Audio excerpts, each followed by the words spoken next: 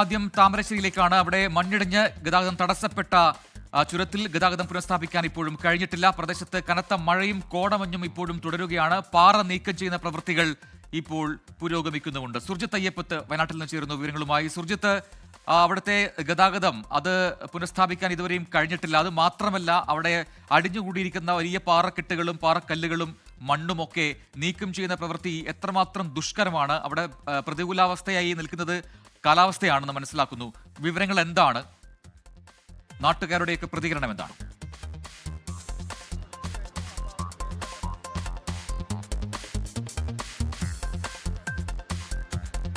ഇടവിട്ട് കനത്ത മഴ പെയ്യുന്ന ഒരു സാഹചര്യമാണ് ഇവിടെ ഈ ലക്കിടിയിൽ ഈ പ്രശ്നമുണ്ടായ മണ്ണിടിച്ചിലുണ്ടായ പ്രദേശത്തുള്ളത്.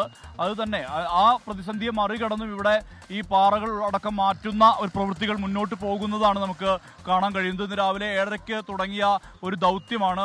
പോലീസും ഫയർഫോഴ്സും അതോടൊപ്പം തന്നെ വനംവകുപ്പ് ഉദ്യോഗസ്ഥരും മറ്റ് ഡിപ്പാർട്ട്മെന്റുകളിലെ ഉദ്യോഗസ്ഥരും ഒപ്പം സന്നദ്ധ പ്രവർത്തകരും വിവിധ തരത്തിലുള്ള സന്നദ്ധ സംഘടനകളും എല്ലാം സുജിത്ത് അയ്യപ്പത്താണ് വിശദാംശങ്ങൾ നൽകിക്കൊണ്ടിരിക്കുന്നത്. നമ്മൾ ദൃശ്യങ്ങളിൽ കാണുന്നത് പോലെ റോഡിലേക്ക് ഇടിഞ്ഞു വീണ മണ്ണും ഒപ്പം തന്നെ പാറക്കെട്ടും പാറക്കൂട്ടങ്ങളും ഒക്കെ അവിടെ നിന്ന് മാറ്റുകയാണ്. ഇപ്പോഴും അവിടെ കോടമഞ്ഞും മഴയും അത് വലിയ പ്രതിസന്ധിയാവുന്നുണ്ട് ഈ പ്രവർത്തനങ്ങൾക്ക് എന്നതാണ് വസ്തുത. എങ്കിലും കൂടുതൽ വാഹനങ്ങൾ എത്തിച്ചുകൊണ്ട് പരമാവധി മണ്ണും കല്ലുമൊക്കെ അവിടെ നിന്ന് നീക്കം ചെയ്യുന്ന പ്രവൃത്തി തുടരുകയുമാണ്.